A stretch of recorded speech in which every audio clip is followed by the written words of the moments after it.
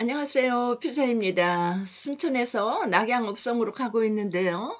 과거와 현재가 만나는 나간읍성 세계인의 품으로라는 나간읍성을 가는 길목인데요. 햇살이 날리고 있습니다.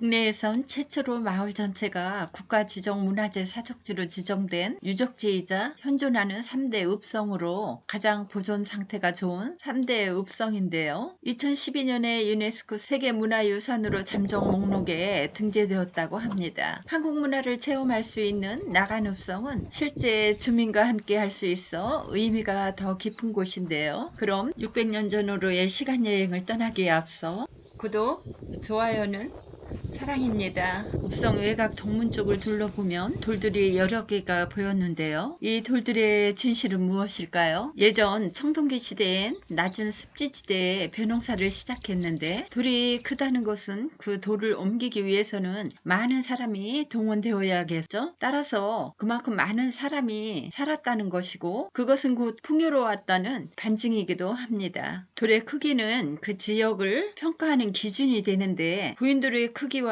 많고 적음은 정착무리의 규모를 상징하는 것이고 풍요와 비례되는 기준이 되는데요. 부인돌이 많았다는 것은 옛날부터 이곳이 사람 살기 좋은 땅이었다는 증거이기도 합니다. 이제 성벽을 따라서 민가가 있는 쪽으로 들어가 보도록 하겠습니다. 읍성 안으로 들어가는 나간루입니다.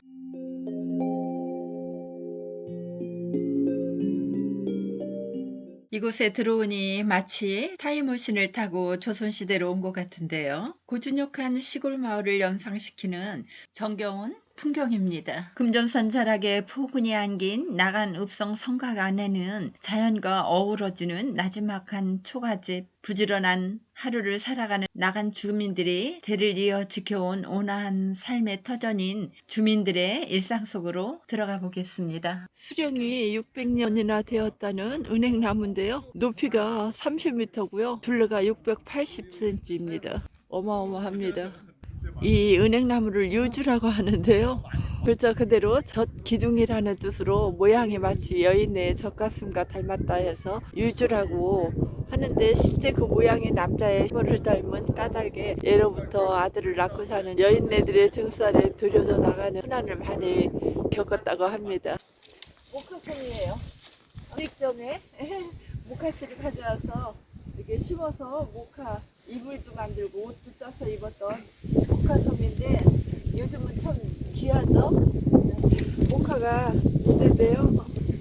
씨를 이렇게 해가지고 이불도 만들고 옷도 웅명옷도 해서 입고 겨울에 따뜻하게 이렇게 지내기도 했을 텐데 와 요즘은 목화가 참 귀한데요. 여기는 목화밭이 있습니다. 감열매보다 작은 거죠? 고염나무입니다. 이렇게 항아리가 큰 거에는 뭐 독에다가 쌀도 넣고 저장품을 많이 넣었던 단지도 있고요. 된장, 고추장, 간장 등 이렇게 담았던 단지들이 있습니다. 아이가 웅덩이에서 뜰채로 고기 잡는 모습을 재현해놓은 모습이 보이는데요. 뜰채 안에는 실제 우렁이 있었습니다. 미꾸라지도 있겠죠. 이렇게 진흙에는 볏집단 있는 쪽을 보니 이영이 있는데 가을이 되면 초가지붕은 집을 여고 갈아입혀줘야 안전하게 겨울을 날 수 있기 때문에 지붕에 이영 얹기와 김장을 해야만 월동 준비가 비로소 끝났다고 합니다. 점심때가 지나서 수수 호떡을 먹으면서 가고 있습니다. 금강산도 숲교경인데 먹으면서 가야죠. 배고프면. 이곳은 서각 명인 김성 공방인데요. 서각을 했던 기계들이 있고요. 작품들이 있습니다. 공방을 살짝 구경해 볼게요. 공방이 좀 특이하죠?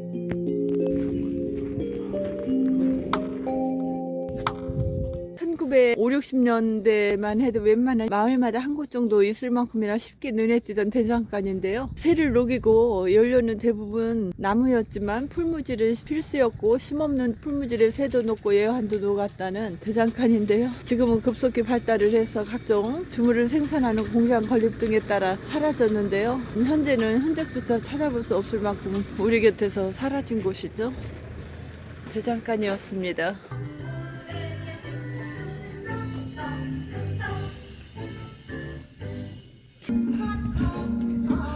다 먹었잖아. 다 먹었잖아. 다 먹었어. 밖에서 먹었어. 아이고,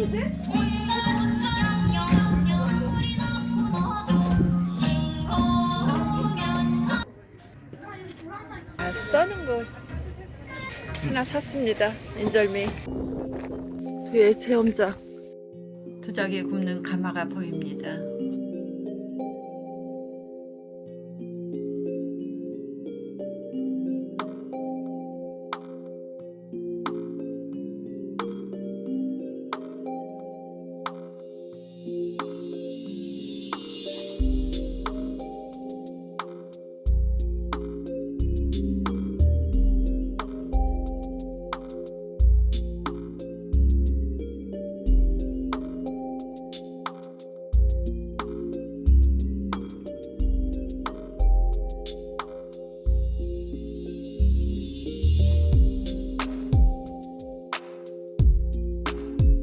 빨래터인데요.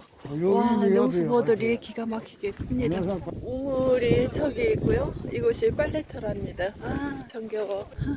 물레방앗간입니다. 물레방앗간에 가서 누구를 만날까요? 오늘 저녁에 갑돌이를 불러낼까? 이 방앗간으로? 물레방앗간. 우물가에 동네 처녀 바람났네 하는 우물가 방앗간. 연못이 양쪽에 이렇게 두 군데가 있는데요. 봄에나 여름에 오면 뭐 연꽃도 심어놓고 하면은 그럴 때 보면은 너무 이쁘지 않겠어요? 연자방앗간인데요. 오랜 옛날 인류가 주식인 곡물을 사용하게 되면서 이를 가공하기 위해 한 수단으로 처음에는 평평한 돌 위에 나다를 놓고 작은 물로 알곡을 가공하기 위한 수단으로 이 연자방아를 돌렸었는데요. 그 연자방아입니다. 한국적인 도시, 가장 조선적인 전통을 오롯이 600년 동안 겨우고 나간에서 삶을 이어온 조상 대대로 나간에 살았던 사람들. 재산 목록 1호였던 소를 키우기 위해 가마솥과 아궁이에 소죽을 쓰고 서당엔 글 읽는 소리, 농사를 준비하는 사람들. 그렇게 힘든 여건 속에서도 나간 읍성을 지켜가는 이유는 현재 살아가고 있지만 잘 보존해서 후손들에게 물려줘야 할 귀한 유산이기에 주민들이 이곳에 사는 이유가 아닐까 합니다. 송만가창은 동편제의 계승자인 동시에 동편제와 서편제의 특성을 잘 조화시킨 새로운 창법인 창시자이기도 합니다. 관할을 제외한 오로지 초가집들로만 구성된 조선의 마을, 선비도, 평민도, 대장장이도 나간 읍성에서만큼은 계급사회였지만 모두가 공정하고 평등한 삶을 누리며 살았고, 그런 살맛나는 서민의 삶은 서민들의 문화를 꽃피웠는데 우리 고유의 문화유산으로 자리잡은 세시풍속 중 대표적인 것이 판소리입니다. 나간 읍성 문화의 대표주자 판소리의 정재남 명인이신데요. 어기야 참 어기야 참 어기야 참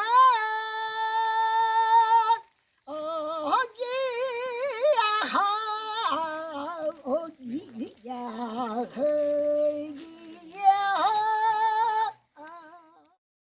여기까지 듣고 저는 여행을 좀 더 하다가 다시 이곳에 드릴 겁니다. 지금 이 장소는 대장금이 조선조 중종시대에 활약했던 한 여성의 성공 이야기를 다룬 드라마가 2003년에서 2004년까지 방영이 된 조선 궁중의 수많은 직분의 여성들이 있는 곳으로 조선시대의 양반들이 차지했던 위관차리를 장금이라는 주인공의 파란만장한 생애를 통해 독보적인 뛰어난 의술인으로 거듭나는 한 여성의 성공적인 사례를 담은 이야기를 이곳에서 촬영한 것입니다. 조선시대에 의술인으로 독보적인 활약을 했던 대전부 음식으로도 뛰어났지만 의술로도 시대의 여성 탁월한 여성이었습니다.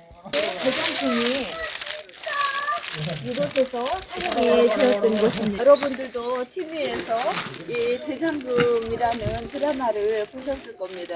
기억이 나시죠? 길쌈 삼배를 체험하는 곳인데요. 길쌈이라는 것은 옛날 우리 조상들이 삼이라든지 누에, 모시, 목화 등을 원료로 배라든지 명주, 모시, 무명 등의 직물을 짜는 모든 과정을 말하는 거죠. 하고 조상들의 생활 필수품이었기도 하고 또 영중 행사처럼 길쌈을 하지 않는 가정이 없을 정도로 과거 문화에는 길쌈을 장려하기 위해 길쌈 내기를 하였다는 내용이 함께 볼 수 있는데 현재 나간 읍성에서는 이용래 할머니에 의해 길쌈 짜는 모습을 볼 수 있는데 지금은 이렇게 힘을아서 볼 수가 없습니다만 안에 모습만 잠시 봤습니다. 나간에 울려 퍼지는 소리 들리시나요? 소리를 따라 들어가면 대금이라든지 안수 만드는 공방입니다. 마음을 부르면 죽이는 거죠.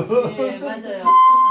대금 연주가 위생강님 연주도 들어보면 너무 멋있어요. 근데 이제 이생강 씨하고 산도를 보는 분들이 지금 살아계신 분들이 몇 분 있거든요. 예. 이생강 씨가 하도 유명하니까 그렇고 원장현 씨가 이제 여기 원장현 씨 아빠인데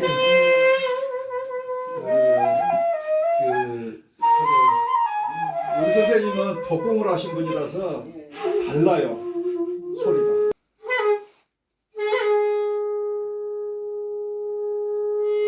청아한 듯 구슬픈 듯한 세월의 깊이와 연륜이 깃든 기품 있는 소리가 고막 힐링이 되었습니다. 지금까지 조영현님의 대금 연주를 들어봤습니다. 읍성을 한 바퀴 돌아보는 데는 약 2시간 정도 소요되는데요. 특이하게 민박집들 간판이 많이 보였습니다. 88세대 중 35세대 정도가 다양한 숙박할 수 있는 민박하는 집들이 존재했는데요. 가격은 2인 기준 5, 6만원 정도 하고 내부도 깔끔하니까 참고하시고요. 음식점도 여러 군데가 있고 먹거리도 다양했는데 제 입에는 다 맛있었습니다. 자, 지금부터는 기와로 된 관사를 둘러볼 건데요. 객사는 고려와 조선시대 각 고을에 설치했던 관사로 지방을 여행하는 관리나 사신의 숙소로 사용했다고 합니다. 지방 관하의 심장부인 동원은 조선시대 지방 관서에서 정무를 보던 중심 건물인데요. 군수가 읍성 내 모든 업무를 관할하고 책임졌던 곳입니다. 옥사 역시 죄를 지은 사람들을 임시 격리했던 시설인데요. 그동안 폐쇄되었다가 2002년 원형대로 복원한 곳이라고 합니다.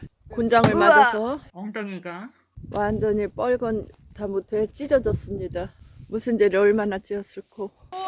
여러 형벌이 있는데요. 이렇게 기록도 하고 목이 이 안에 들어갔겠죠. 국사에 갇힌 사람들이고요. 군수의 관사인 내하는 관리와 가족들이 살림했던 곳인데요. 부엌이나 장독대를 보니 규모가 상당히 컸음을 알 수 있습니다. 관아만 기와집이고 민가는 초가집인 이유는 권력층의 눈치를 보지 않고 편하게 살기 위해서 성내보다는 성 밖에서 집성촌을 이루고 살았기 때문에 읍성 안엔 기와집이 없고 일반 서민 가옥만 있다고 합니다. 이제 나간 읍성 최고의 전망대인 성곽에 오르니 동네가 한눈에 내려다 보이는데요. 읍성은 해안 근처 대부분의 고을에 세워졌다고 하는데 왜구가 진입하자 위병을 일으켜 김빈길 장군이 성곽을 쌓았는데 높이 4m, 너비 3, 4m, 길이 총 1410m로 세계 마을 생활 근거지를 감싸한 듯 축조한 것이 성곽인데요. 나간 읍성하면 빼놓을 수 없는 인물 임경업 장군이 있는데요. 충주태생인 임경업 장군이 이곳에 군수로 부임을 해 선정을 베풀고 정유재란 당시 외구의 침입으로 파괴된 성곽을 보수한 요즘 말로 하면 의리의 사나이라고 할 수 있는 분입니다. 내륙 지역엔 큰 고을에만 읍성이 세워졌는데 나간 읍성은 당시 나간이 큰 고을이었음을 알 수 있는 증거이고요. 전라도 나간 땅에 성곽을 지은 이유는 남한산성은 적을 방어하기 위해 산 정상이나 사면을 이용해 지은 성이라면 읍성은 읍 안에 지은 것으로 운, 면, 동, 즉 마을에 지은 성으로 산성과 달리 평평한 땅에 지어진 읍성 마을을 둘러싸고 지어진 성이고요. 덕분에 600년 후인 나간 읍성에서 제가 나란히 초가지붕과 걷는 신기하고도 놀라운 체험이 경험이 가능해졌답니다. 이렇게 읍성 안에 가나 건물과 민간 거주지가 함께 있다는 것은 외적의 침입 시 관민이 함께 합심을 해 외적을 물리쳤다는 반증으로 애초부터 백성과 함께 살기 위해 만들어진 계획된 도시 성격을 갖고 있는데요. 당시 나간의 산세가 한양과 비슷하다 해서 한양을 지방으로 옮겨놓은 계획된 도시라고 할 수 있습니다. 요즘 기준으로 본다면 작은 민속마을이지만 조선시대엔 제법 큰 규모의 도예지라 할 수 있는 거죠. 성곽을 걷다 보니 판소리 하시는 분의 집이 밑에 있어서 간다는 인사를 할 겸 잠시 내려와 봤더니